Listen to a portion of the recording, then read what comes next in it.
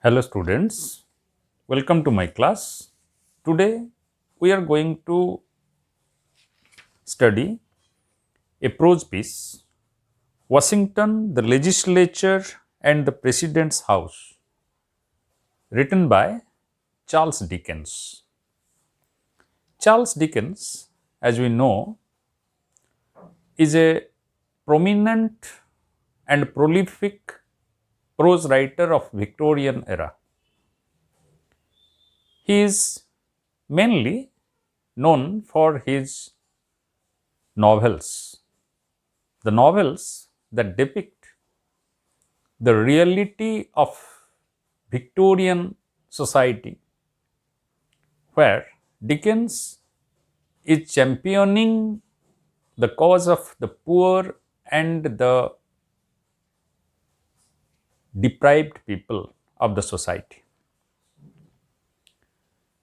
And Dickens is considered as one of the masters of characters. Besides Shakespeare, in English literature, Dickens has created a great number and varieties of characters. And as a prose writer, his excellency is not confined only to novel writing. He is also an excellent essay writer. He wrote many essays in different periodicals of the period, as well as he wrote several travelogues, including the American Notes, which he wrote in 1842 after traveling to America for the first time. And today's chapter is chapter 8 of this American Notes. And as a prose writer, if we analyze Dickens, we find that Dickens wrote very simple, easy, and journalistic prose. And Albert, the historian, considered his prose writing like that of workmanlike. It is very functional prose. And in his prose, we find a great variety of humor and pathos. But at the same time, he has used also satire to a great extent for representing the underneath reality or his own perception about the reality. Therefore, his writings are very much appreciated by the common reader. And both as a novelist and as a prose writer, Dickens has gained much popularity all over. So today's essay is concerned about his visit to Washington. Here, he begins from Philadelphia and reaches Washington, the capital of America. And this first journey of Dickens was aimed at watching for himself and gaining the first hand experience about the new democratic nation, which is also very rich and powerful. That once upon a time it was the colony of England, but it had gained its independence in the last part of 18th century. And since then, there were so remarkable developments in America in all the fields. And Dickens, as a champion of humanism, champion of the downtrodden, wanted to experience the spirit of democracy, the function of democracy in America for himself. So, in this first journey, he had taken several means of transport, and in this essay also we come across he is traveling by steamboat, railroad, and car, and he is coming across different types of people living in America, and he is analyzing their socio-political behavior from his own perception. And initially, when these American notes were published, there was a great outrage in America because it was believed that Dickens had mercilessly satirized and is very dismissive about the American culture and people. But in his second visit to America in 1867, he was most cordially received. So, today we are going to look into his perception of America in his first visit and how he has perceived the people of America, their culture, their political outlook, the functioning of their government, etc. So, here the chapter begins with his journey beginning from Philadelphia towards Washington in a steamboat early in the morning, and the first encounter of him with some of the passengers who were Englishmen. They were small farmers or perhaps country publicans, but Dickens is finding in them a sort of hypocrisy, a sort of insufferable companionship and intolerable companionship. He is telling that of all grades and kinds of men that jostle one in the public conveyance of the states, these are often the most intolerable and the most insufferable companions. So, he is telling that throughout his journey until that point in United States, he found this particular group of people, those who migrated from England to America, these small farmers or the other professionals, that they are the most intolerable and insufferable companions. Why? Because he is finding these countrymen of ours display an amount of insolent conceit and cool assumption of superiority quite monstrous to behold. That they are exhibiting a sort of superiority which is monstrous and insolent conceit. This is maybe coming out of the feelings that United States before its independence was a colony of Britain. So, the British people as the colonizer are cherishing an idea of superiority for themselves. So, from this point of view, Dickens is very dismissive about his fellow countrymen who had settled in America. And then he is talking about Washington. He is telling that Washington may be called the headquarters of tobacco tinctured saliva. That Washington at that time when he visited, it was tinctured with the saliva produced by tobacco chewing. And everywhere, in each and every public place, these type of nuisance were visible, which upset Dickens to give such a comment that Washington may be called the headquarters of tobacco tinctured saliva, because there was the prevalence of this particular practice among the American people. He is telling, in all the public places of America, this filthy custom is recognized. So, everywhere in America, this dirty practice of chewing the tobacco and spitting in the public is very much witnessed.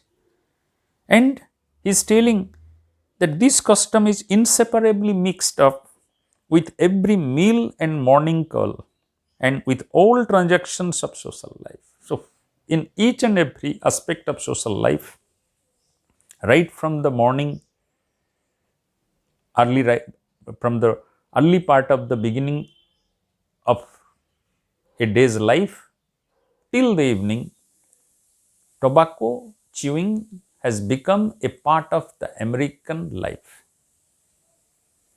So, he finds it very disgusting and he very severely criticizes this aspect of the American people of that time. And he is giving an anecdote about how it has become a practice on the part of the young people and they make merry with it. They find pleasure with it.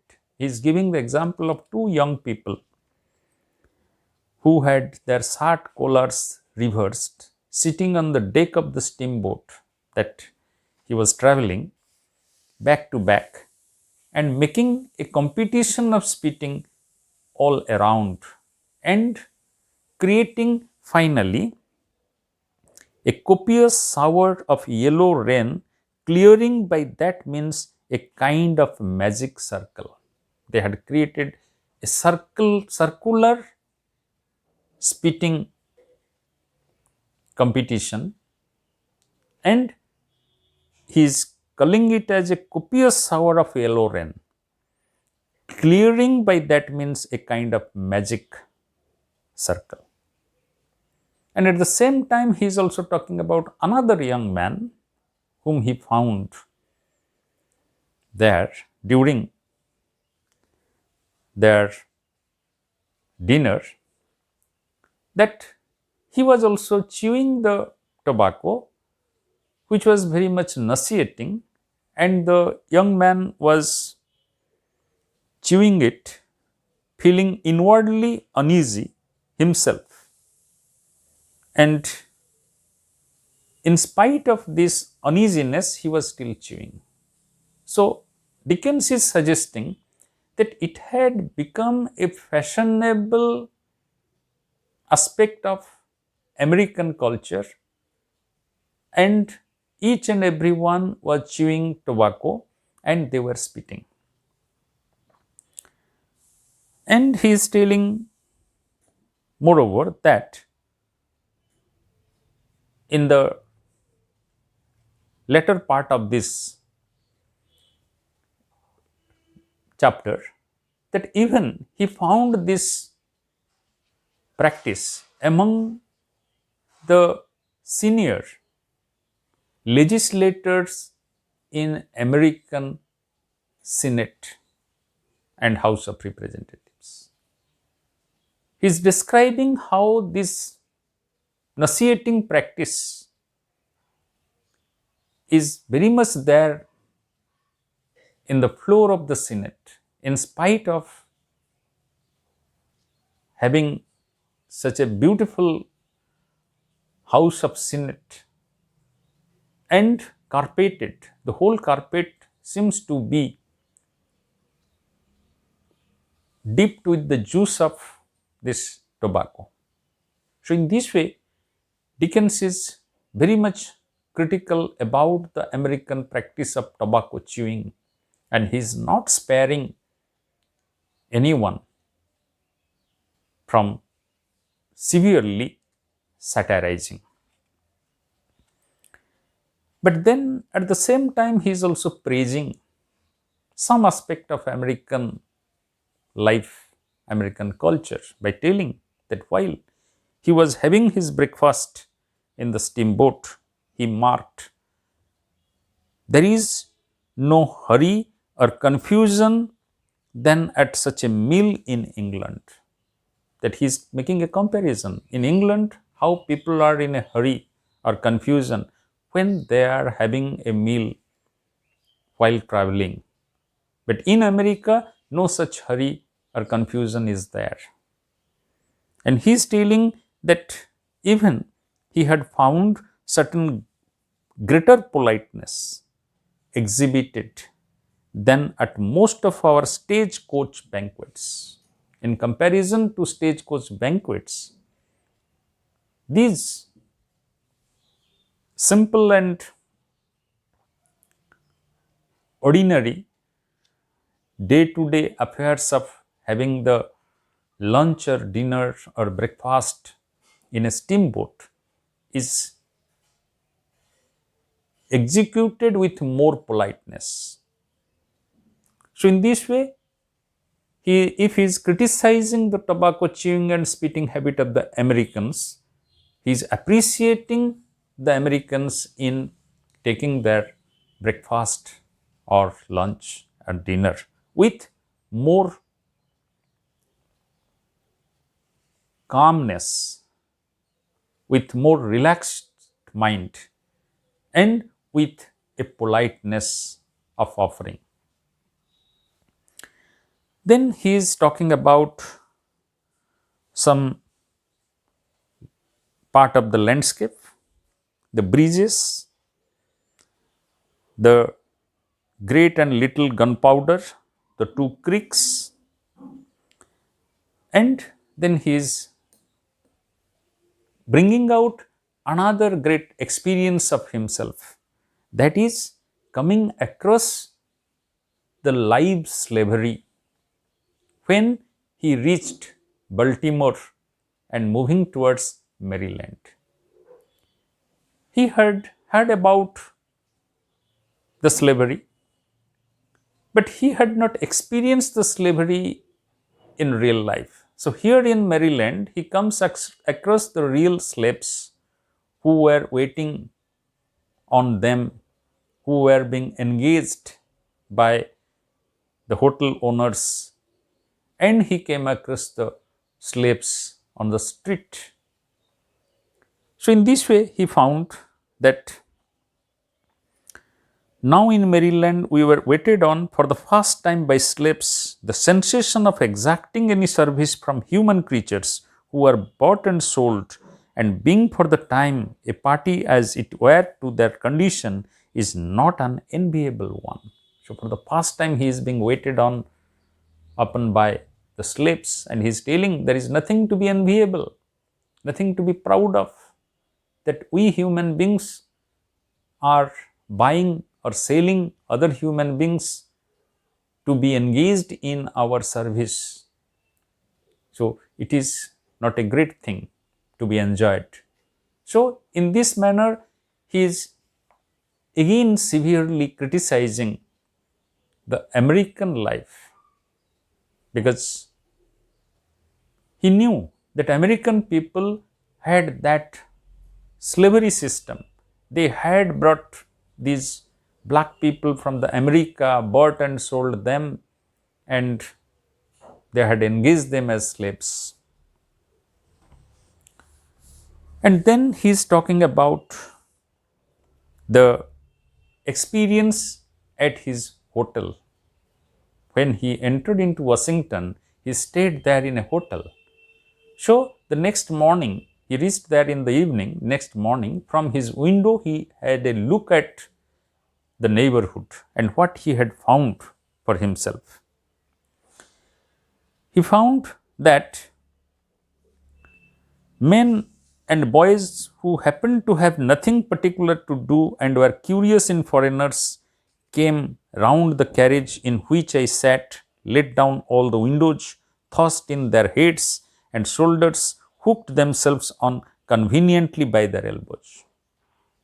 This is not his experience in the hotel, but when he was traveling by the car, when these foreigners were being seated in the car, the local people, the local population, both boys and men, they come out of curiosity to look at the foreigners.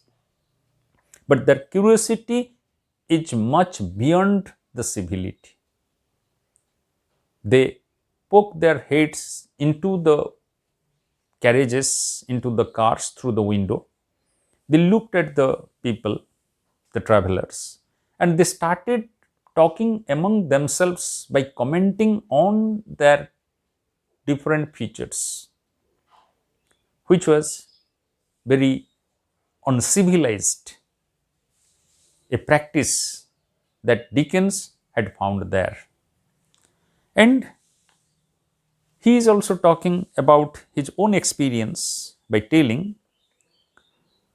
that as if I were a stuffed figure, I never gained so much uncompromising information with reference to my own nose and eyes and various impressions wrought by my mouth and chin on different minds and how my head looks when it is viewed from behind.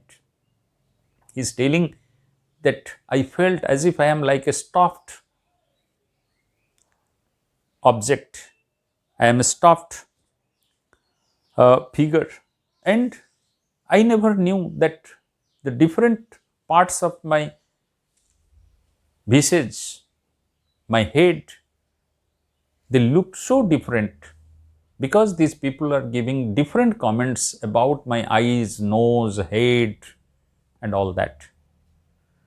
So he is finding not very amusing here, rather he is finding this as an irritating practice and highly intruding behavior on the part of these American people. And some gentlemen were only satisfied by exercising their sense of touch, and the boys, surprisingly precocious in America, were seldom satisfied even by that, but would return to charge over and over again. And even some people, after passing the comments, the observations, started touching the body parts of these foreigners, these travelers. And boys in particular, they charge again and again. Again and again, they will be touching different parts of the foreigners, irritating them, commenting about them. So, this is a very bad practice, bad behavior on the part of these American people that is being severely criticized by Dickens. Then he is talking about his reaching Washington about 6:30 that evening, and he looked from there towards the Capitol. And how the Capitol looked? The Capitol is a fine building of the Corinthian order, placed upon a noble and commanding eminence. So, the Capitol, the first impression of the Capitol, or that house of the Senate and the President's palace, they looked a noble and commanding eminence. And then he arrived in the hotel, and next morning he was looking from the hotel window to the neighborhood, and he found that as if it was the backyard of any big city in Europe. He is making a comparison with Paris, that as if this is the backyard of Paris. Everything is haphazard, everything is in incomplete state of construction, everything is chaotic. There were roads, but there are no proper structures. And if there were structures, they were not having any particular purpose. And particularly he is talking about three structures he found from a distance: post office, one patent office, and one treasury. These are the three important government offices in Washington at that time when he visited. And he is finding another interesting experience in the hotel, where he found there was a great triangle of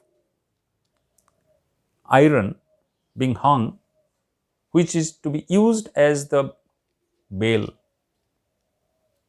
But in spite of calling, nobody responded, no one came to provide the service. So he is being critical of the American life, the American service at this point, that there is a provision, but no service is being provided. And he found that the black people, the servants, the animals, they were all moving around in the backyard of the hotel, but no one is coming to serve them. Clothes are drying. In the same yard, female slaves with cotton handkerchiefs twisted round their heads are running to and fro on the hotel business. Black waiters cross and recross with dishes in their hands. So there was a sense of busyness. The slaves are particularly employed in these hotels. They were rushing, but he had not found anyone coming to serve him. And there were the pigs and dogs all were around. So it was not a very clean place. It was not a very tidy place. And he discovered in the same street three most obtrusive houses near at hand are the three meanest. Three obtrusive houses and three meanest houses. The one is a shop which never has anything in the window and never has the door open, is painted in large characters, the city lunch. So it is very humorous. Very humorously he is telling that the sign board is written the city lunch, but that never opens, the doors never open, and in the window nothing is visible. That means there is nothing. It is only being written, but that shop has never functioned. And another looks like a back way to somewhere else, but in an independent building in itself, oysters are procurable in every style. And the second building is having the backside of it at the front. And nothing is clear where to go and where to emerge, but everywhere you can find the oysters. So it is a place where oysters are sold. And the third is a very little tailor shop. Pants are fixed to order, or in other words, pantaloons are made to measure. The third one is the tailor shop. So in this way he finds that Washington is not an impressive place as he expected. While coming to Washington, he was having a great expectation, but his great expectation is being shattered. He is disappointed, and he is finding that Washington is nothing but a place where the President of America and his officials are functioning. It is not a great city. It is having no infrastructure of a city. It is having no good neighborhood. Therefore, he is having the impression that Washington, which was actually designed by a French architect, it had never been executed till this particular time. So he came with the expectation to find a beautiful, ordered city, but he found that it is an yet to be constructed city. It is a chaotic place. Then he is talking about then why Washington was selected to be the capital of America, and he is providing two reasons. Number one is It was originally chosen for the seat of government as a means of averting the conflicting jealousies and interest of the different states. It was a choice to avoid the conflicting jealousies among the states, different states of America, and their different interests. Washington was chosen as a place of neutrality where all other states cannot exert their power to further their interests or their jealousies. And secondly, it is being remote from the mobs. It is being remote from the mobs. That means America is having a history of mob culture, mob violence, from the witch hunting to others. So he is telling the second cause of making the choice of Washington where there is no original population is to avoid the mob. So there are the two reasons for which it has been chosen. But having little or no population beyond the president and his establishment, this has provided the suitable location for the capital. But few people, according to him, will live in Washington of the time that he visited. Then he is talking about the features of the capital. He is telling the features of the capital are, of course, the two houses of assembly, the House of Representatives and the House of Senate. The House of the Representative is a bigger hall having all the amenities, all the comforts. The Senate is a smaller one, but also not lacking in the comfort. But the difference between the House of the Senate and the House of the Representative and the Senate, he found, is that in the House of the Senate, there is a problem of sound. It is having some disturbances for a smooth listening to the speeches. But the Senate is better from that point of view. Because he finds that in the House of Representatives, in one part of the gallery is appropriated to the ladies, and there they sit in front rows and come in and go out as at a play or concert. That there is a row at the front where it was been ascribed for the ladies. They can come, they can sit, they can go as if they are coming and going in a concert. So maybe that is one of the reasons that why there are so much of noise in House of Representatives. So anyway, he is telling that this place is having also two figures. The two figures, one is the figure of justice and another is the figure of George Washington, the father of America, who led the independence struggle. And these figures, two figures, they are kept in a library which is very commodious and pleasant.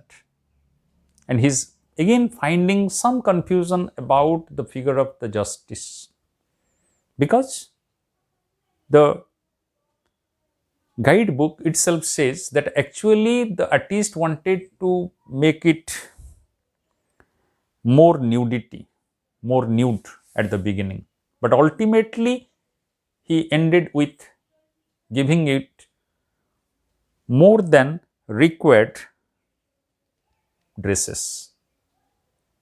So in this way, Dickens is very critical of each and every aspect of American life, But wherever there is a praise due, he is praising. This chapter we can divide into two parts. That one part up to this point we have covered, which is about his journey, about his first impression of Washington, about his experience on the roads of Washington and the people of America. The second part is about the Capitol, his visit to the president, his visit to the Senate, his visit to the part of the government functions. So, we will stop here because we will be discussing that part in another class. But here we can make a statement that Dickens is very satiric in his description of this travel. But at the same time, we cannot say that he is without any appreciation for the American. As a very good prose writer, he is making this prose very enjoyable and endearing it to the reader. The reader is getting involved in his writing, and that is the reason of his popularity. So, thank you for today. We'll remain here.